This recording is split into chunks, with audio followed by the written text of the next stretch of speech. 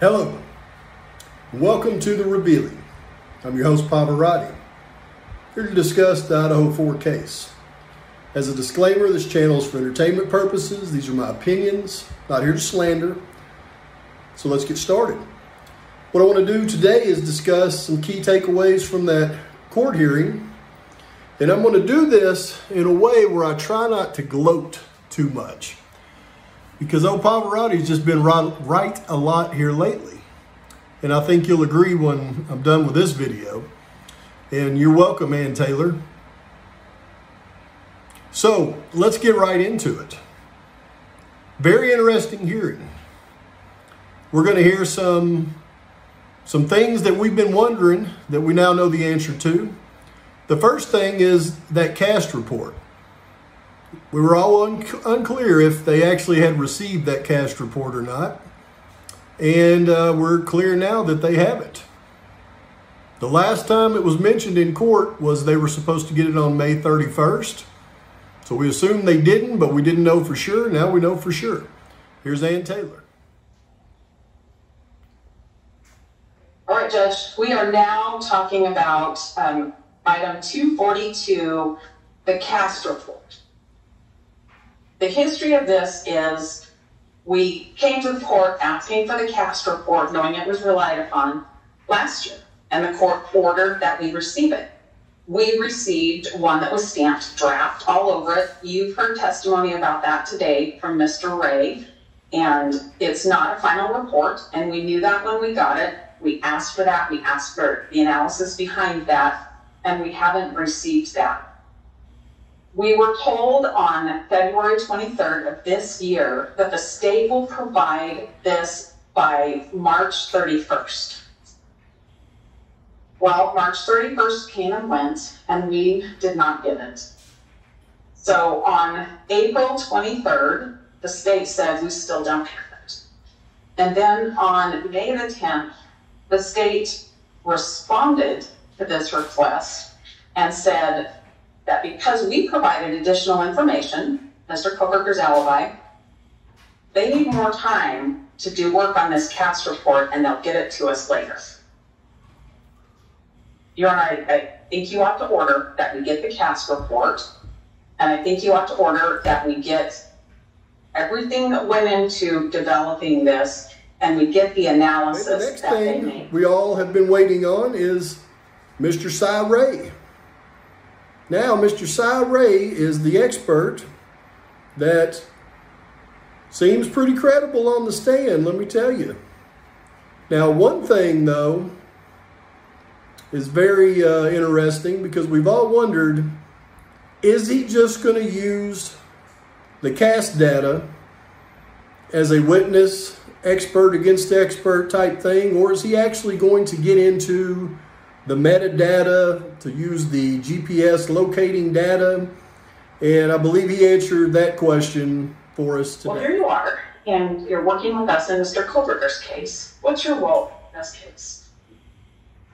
Trying to conduct an analysis of all of the geolocation data. At this point, still focused primarily on Mr. Kohbergers' device, ultimately all devices. But any geolocation data, which is the ability to look at a specific area, whatever range or size that might be at a specific time, and put some type of accuracy and reliability to a phone's travel.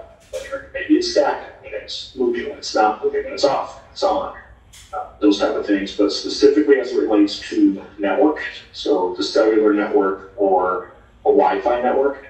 I am not a forensic digital guy. I don't get into cell extractions. I'm not looking at the metadata on the phone.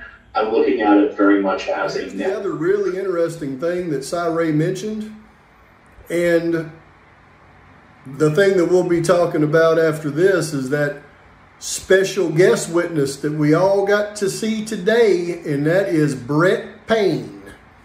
She put him on the stand and hammered the PCA that he had written.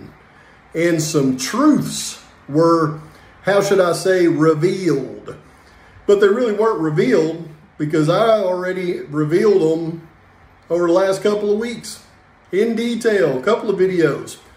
And even after I did that, you know, everybody, and I know they watch my videos, but they would still talk about, you know, how they were on to Kohberger way before December 19th, and those stops going to Pennsylvania, the FBI was monitoring them, and, you know, they still would go back and talk about this stuff, even though I rewrote the PCA and showed them, told them. They just couldn't get their mind around it. Well, today we know for a fact, because once they say it in court under penalty of perjury, you can bet it's a fact. But first, what did Cy Ray say about that? Did that have the tower list, the regional tower list in it? It did not. Did it have call detail records? It did. What time span? I believe it's from June 23rd of 2022. The historical was as of the date of December 23rd. But there was also a real-time pin register that was added that extended, I want to say, to the end of December, maybe very first of January. What's a real-time pin register? So the second search warrant asked for a couple of different things. Historical records going back to June 23rd to the current date, which was December 23rd. The second piece that was asked for is real-time data from the network, which is commonly referred to as a pin register, or track and trace. And it's the ability of law enforcement to monitor network connections in real time. So as that phone connects to the network for certain reasons, I can see those connections. It's not a wiretap, I can't hear anything, I can't see content, but I can tell the phone is connected to a particular cell tower. There's also what's referred to as ping data, and that's going to be AT&T's estimation of where the phone is at, and that's provided by latitude and longitude, and that comes in every 15 minutes. What is the purpose of one of those devices? I should probably clarify. The third thing was the authorization for a cell site simulator. So it was a combination of all of these. Just as a matter of policy, and I think pretty much every law enforcement agency in the world has adopted this if they can. To use the cell site simulator, you want to see a real-time feed of the phone. Otherwise, you're driving in circles where the phone may not be. So it gives law enforcement the ability to have a general understanding of where a phone is operating or functioning, and then I can use the cell site simulator to do it. There's a number of reasons an agency might do this. This search warrant actually says they were requesting these because they were trying to locate where Mr. Kohberger was. Okay, and last we've got Mr. Brett Payne. And you're welcome, Ann Taylor. Very interesting, right? Nobody expected Brett Payne to be at this hearing. And over the last couple of weeks, I have done some videos where I took that PCA and I said, you know what, this isn't how it happened. And things may have happened in this PCA, but it didn't happen in this order or at these times. And I specifically went through and showed where the FBI agent identified the 2011 to 2013 Hyundai Elantra. And then he identified the 14 to 16 Hyundai Elantra from video, not from the crime scene, but video from WSU. Y'all know I pointed that out. But I also pointed out that conversation with the security guard or the Washington State guy that found the Elantra on November 29th said he found it without that front license plate, or with the front license plate, and he put it to the side, and they never even looked at it until something special happened on December 19th.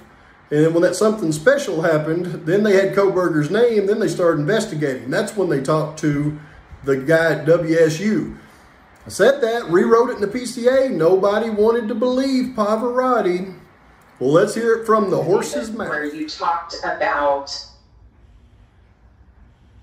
WSU officers identifying white Elantras. Yes, ma'am. And there was a part of the affidavit where you talked about the 2011 to 2013 Elantras, and then it expanded to 2016 to include the year 2016 Elantras. Yes, ma'am. What I want to know first is what you relied on to expand that search from 2013 to include 14, 15, and 16. That information was provided to FBI Special Agent Imel, who's a vehicle identification specialist. He used snapshots from the previously mentioned surveillance videos, and that was his determination on the types of vehicles we should be looking for, rather the year range we should look for. It would be in his report, would be more specific, but that was what I based the affidavit on, that portion of it. I understand as far as when we get to 2013, but when we go beyond that, what did you rely on to get beyond that? It would have been his input as an expert in vehicle identification. That's what we relied on. Part of your affidavit talks about WSU officers finding white elantras. And I believe there was an officer that you had some communication with. Do you recall the date you had that communication? I do not recall the date.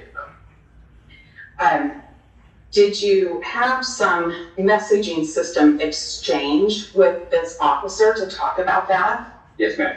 Is that the only means of communication you've had with this officer? No, ma'am. I believe I spoke to him on the telephone as well. When you spoke to him on the telephone, how did that relate to the date of the messaging? It would have likely been, if memory serves, it would likely been that same day. Okay.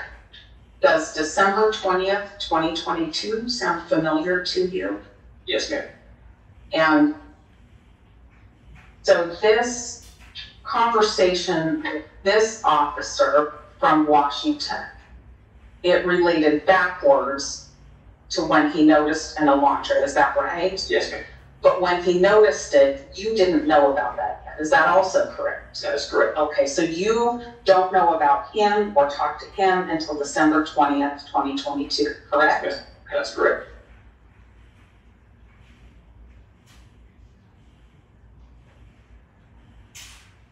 In your affidavits, did you rely on cell phone information and cell phone location information?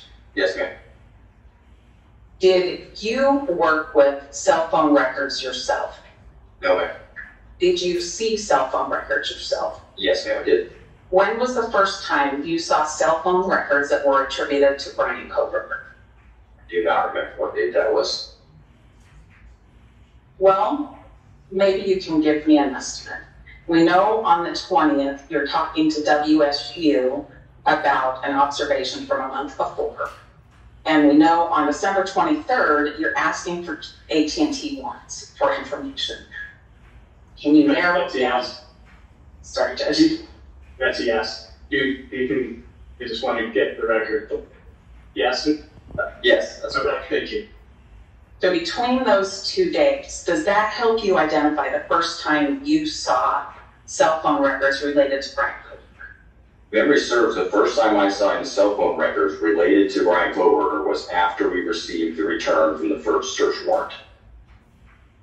Just to be sure I'm tracking with you, when you say the return from the first search warrant, we're talking about the first AT&T warrant. Yes. Is that right? That's correct. And in that warrant, you were seeking 48 hours worth of records, is that right? Yes, ma'am. So if I call those 48-hour records, we'll both be on the same page? Yep. All right. You wrote your second AT&T warrant for a much longer period of phone records that same day, December 23rd, correct? Yes, ma'am, that's correct. How far ahead of that warrant did you see the records? It would have been upon the receipt of the 48-hour records that came in from AT&T. Immediately after receiving those, I began writing that second section of the second AT&T warrant for the longer period. If that makes sense. It does. So you get these records and you take a look at them and you start writing your warrant. They were never on to Kohberger until December 19th. That's when they got his name.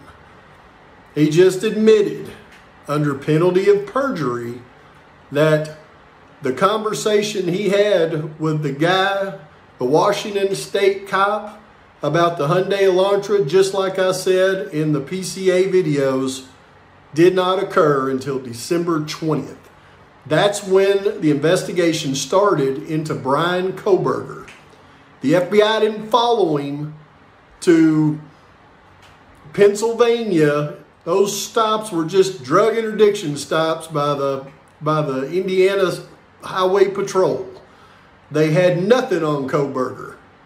Not a thing until December 19th, as I've been saying. And even Cy Ray said they got a warrant so that they could put the PIN register on his phone to get real-time ping data so they could locate him. So that's how they located him in Pennsylvania. And that came after the search warrants were issued on December 23rd. So they didn't even know he was in Pennsylvania until after the 23rd when they got the PIN register. So how'd they get his name? Where'd he come from? Is he going to tell us or not? Oh, yeah, he does. What did you rely on when you wrote these affidavits? Be more specific. Yes, let's focus on the affidavit for the AT&T records. There were 2 search warrants on December 23rd, 2022. Are you with me? Yes, ma'am. Okay, so let's talk about those search warrants and the affidavit. First, the affidavit. What did you rely on in the affidavit you wrote for the first AT&T search warrant on December 23rd, 2022? It was a conglomerate of interviews, data received from cell phones, my observations of some surveillance footage that was taking place, various other things. Go down the line if you can be more specific on specific parts, I was happy to tell you. Oh, yeah, also from the horse's mouth, did you catch it? She asked Brett Payne, what led to Mr. Kohberger? You were in charge of writing this PCA. What evidence did you use? What led to Mr. Kohberger? What did he say? Did he say, well, he admitted that, he didn't get on to him until December 20th. I mean, he admitted that. But why did he get on to him December 20th? Did he say we got an IGG back? No, penalty of perjury, right? No, he said he did it based on, what was the word he used? Interviews? Main thing was interviews. Wonder who he interviewed. That's very interesting, isn't it? He would have said IGG, penalty of perjury, though. He knows he would be perjuring himself. So he had to say interviews. Oh, and phone data and, all kinds of other stuff. But no, his interviews, as an informant. And folks, let me just tell you, I got a video coming out. I have busted this thing wide open.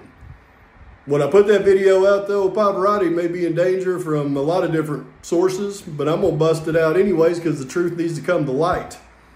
I mean, you want to know why this thing happened? You want to know who ordered it? Was it ordered? Was the date that it was ordered on, was that important? I'm going to bust it all out with receipts tomorrow night. I'm working on it right now. If I get this thing done tonight, I'm going to go ahead and bust it out. I may do it in a shortened version, bust it out with the receipts, give you the gist, and then do a longer one and explain in detail how it worked. But I don't know. Let me think about it. Until then, like and subscribe to the channel. Post your comments, criticisms. Pavaratii's out.